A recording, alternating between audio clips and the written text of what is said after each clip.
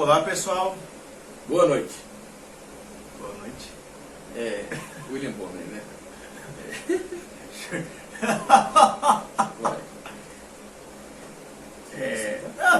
Tudo bem. A gente vai fazer um revezamento aí de microfone, porque é o que dá pra fazer. É o que temos para te dar. É isso. E tá começando Brasilianos e depois de um tempo voltamos a gravar juntos, né? Porque entendemos que esse é o melhor caminho a se tomar. É isso aí, João, pronuncie isso. Estamos começando mais esse vídeo. Vamos falar hoje sobre imperialismo, né? E a ideia é preencher de conteúdo para que nós possamos ter mais coisas a postar. Sim, também. Não só isso, mas também a ideia é ter um reforço acadêmico. Você que estuda, você está no ensino médio e está começando a faculdade, você ter materiais, isso aqui servir de um apoio para o seu estudo. Um apoio e tudo mais, se tiver alguma... uma notícia boa, eu passei. Vou pro próximo semestre, vou pro terceiro semestre, Infelizmente reprovei só de uma matéria que é Fundamentos da Antropologia, mas eu estarei tão bom de antropologia que ainda vamos fazer um vídeo sobre antropologia. Vamos fazer. Com certeza. Acho que já podemos ir direto ao assunto, né? Vamos. Você quer dar spoiler do próximo tema? Não. Vamos deixar pro pessoal. Não, só dar uma pincelada, assim, porque, embora o tema seja imperialismo, a gente vai precisar passar por tanta coisa, fazer costurar muita coisa, porque o tema imperialismo não é um tema assim fechado, é um tema muito amplo, que subdivide em trocentos núcleos, diversos subassuntos. E acaba passando até, cadê o... Aqui, ó. Até por isso aqui, ó, Constituição Federal de 1988. Por quê? A própria Constituição tem alguns trechos dela, ela bebe muito da fonte do iluminismo e até um pouco do liberalismo, tem traços até, coisas até dos direitos naturais. Acho que até um dos caras lá que defendia bastante direitos naturais era um dos pais do liberalismo, que é o John Locke. Já falou dele? Não. John Locke. John Locke é um autor norte-americano extremamente importante para o liberalismo. Ele defendia muito a chamada democracia liberal.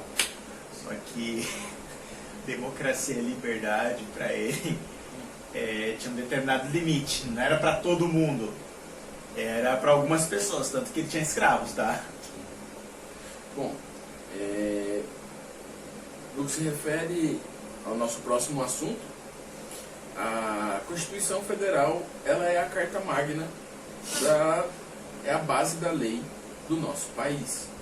E vamos pincelar sobre ela, vamos falar sobre ela, vamos entrar em algumas leis, exatamente para que todos possam estar cientes do que o Brasil tem de direito e de deveres. Exatamente.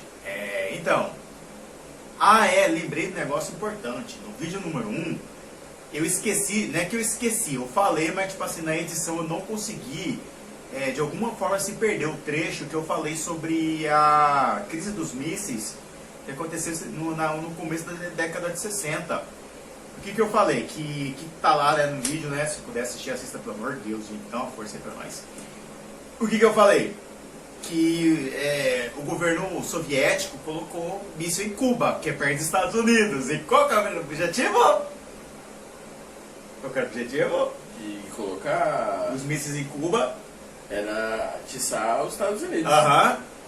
Só que, durante a edição, não sei por que se perdeu o trecho, que eu falei o seguinte: antes disso, antes dos soviéticos fazerem isso, o próprio governo americano colocou míssil na Turquia. Turquia perto da onde? Da Rússia, antiga União Soviética. O objetivo óbvio era atiçar a Rússia. Então, o que a União Soviética fez foi apenas uma mera resposta ao que os Estados Unidos fez mediante a OTAN. Então, a crise dos mísseis foi começado através da OTAN. Mas, cara, antes de falar isso, eu quero fazer um comparativo. Imperialismo atual, imperialismo moderno, que se começou lá no começo do século XX. Inclusive, fiquei sabendo, né, durante a aula de Geografia Política, que os Estados Unidos começou esse imperialismo na América Latina, através do Plano Monroe, que consistia no quê? Os Estados Unidos apoiar a independência de todos os países da América Latina. É tipo a mesma coisa que eu falar, meu, eu quero que o João seja alguém totalmente independente. Eu quero que o João seja livre. Totalmente livre. Totalmente livre. Totalmente livre, mas o objetivo é o que, João? Eu sou seu amigo? Não.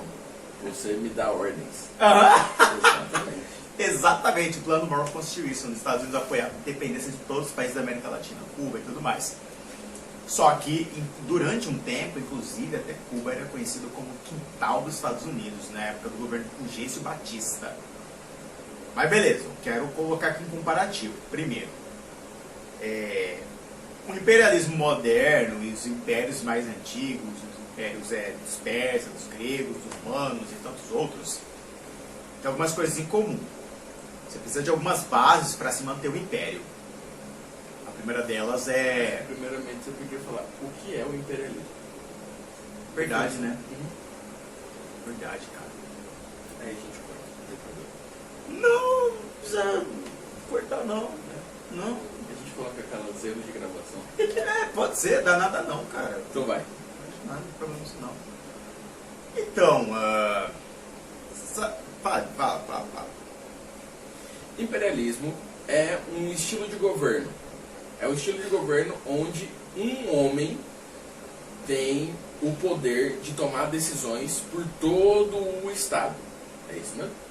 Também, mas também um grupo, um homem ou um grupo de pessoas. Ah, sim, é. Tanto que na Inglaterra ainda é império. É uma monarquia parlamentarista. Ah, monarquia agora. Já foi império, não é mais. Ah, sim, então volta. Então, existem algumas bases importantes para a manutenção de qualquer império mesmo. Uma das mais importantes é a questão militar. Cara, sem isso, sem poder militar, cara, não tem império. Assim, velho, assim, não existe império sem poder militar. Isso é básico, tanto que Estados Unidos é a maior potência militar do mundo. Estados Unidos empresta poder militar, empresta arma, empresta dinheiro para comprar arma. Outra coisa extremamente importante, além do poder militar, que não basta ter poder militar se não tiver influência cultural. Coisa que os romanos sabiam fazer muito bem, cara, a questão da influência militar. Acho que você pode falar disso, né? Da influência cultural dos romanos. Sim. Roma foi o maior império que conseguiu ter as maiores conquistas, né? E eles tinham um método cultural, né? De influência cultural, que era escolher pessoas muito bem sucedidas e enviar essas pessoas para estabelecerem suas empresas, seus negócios, sociedades em outros lugares. E elas se gabavam tanto de serem cidadãos romanos que as pessoas desejavam se tornar romanos. E quando o império chegava com o exército, não havia guerra, havia apenas uma rendição, uma entrega, porque as pessoas já tinham o desejo de serem cidadãos romanos. E aí eles conseguiam comprar o seu título de cidadão romano e desfrutar de todos os benefícios de ser um cidadão romano. Exatamente. Então, a influência cultural de um império, ela tem esse braço, né? Tipo assim, se um império tem um poder militar, mas não tem essa influência cultural, então, entendeu? Tipo assim, tanto que, veja, por exemplo, na questão cultural, do entretenimento, cultura pop, até falei isso num outro vídeo, pega diversos filmes que eu e você, todos nós assistimos durante a nossa vida. Adivinha de onde vieram? United States. Músicas que gostamos, questão de idioma, roupas até, corte de cabelo. Ainda que o Freddie Mercury seja indiano, ele bombou nos Estados Unidos. É verdade, ele mais na Inglaterra do que nos Estados Unidos. É isso aí. Isso aí. Mas tudo bem, são nações parceiras, então Tá vendo? tá tudo junto. Tá tudo junto. Tem que fazer isso aí aqui na perna, que gera um barulho, cara. Dá um negócio negativo. É questão seguinte, nessas mínimas coisas, por exemplo, tem um cara muito importante da Marinha Americana. Ele foi professor na Marinha, trabalhou na Marinha Americana, escreveu diversos livros da área geopolítica. Ele nunca usou esse termo, mas é um cara até hoje estudado, até os chineses estudam ele quando se trata de geopolítica. O nome dele é Alfred Mahan. Alfred Mahan, ele dizia o quê? A importância da dominação naval. Quem domina os mares domina o mundo, segundo Alfred Mahan. Não na questão apenas militar, mas na questão também do comércio. Nisso, ele também dava a importância de, entre aspas, ocidentalizar o mundo, ou seja, tornar o mundo cada vez mais parecido com os Estados Unidos. Para ele, avanço era o mundo se tornar parecido com os Estados Unidos, para esse teórico Alfred Mahan. E até hoje, governos e exércitos estudam muito e levam a sério o que esse cara diz. Aí é que tá esse lance da hegemonia cultural. Peraí, deixa eu organizar um negócio. Sumir do mapa. Por quê? Com certeza fez alguma coisa que ele não gostou, então... Está sendo executado. Então, tipo assim, ele é tudo menos bobo, cara. Ele é tudo menos bobo. Então, quando ele topou essa guerra na questão da Ucrânia, ele sabia que ia ter consequências de sanções econômicas. Porém, o Vladimir Putin, aquela figura é o quê? Que tipo assim, ele não é daquele tipo, eu ganho, ou eu ganho, ou eu ganho, acabou. Ele é daquele lá, eu topo perder desde que você seja fortemente prejudicado. Então, tipo assim, ele entrou nessa guerra sabendo que ia estar lutando contra um gigante, que é a OTAN, através de armas e mercenários, tá? Tipo assim, alguns soldados mercenários, não soldados oficiais da OTAN, mas mercenários, pagos exclusivamente para lutar qualquer tipo de guerra. Foram lá lutar. E sabendo disso, ele possivelmente quis entrar nessa para, de uma certa forma, ferrar com o Ocidente. Embora ele saísse prejudicado disso, porque as sanções econômicas contra a Rússia meio que baquearam a economia de lá. Só que, embora as sanções contra a Rússia foram muito mais pesadas que contra Cuba, eles estão conseguindo levar. Está conseguindo. Sim. Principalmente por causa dessa parceria com a China. Tá complicado lá, tá, mas tá conseguindo ir. Sim. E até porque o Vladimir Putin, o cara dá conta do recado, né? Beleza. Putin, tudo mais que eu falo, mas não perdi o raciocínio. A gente já falou sobre bastante coisa. Lembrei. Tá. O Vladimir Putin, ele cortou o acesso de diversos países da Europa, incluindo a Alemanha, ao Nord Stream.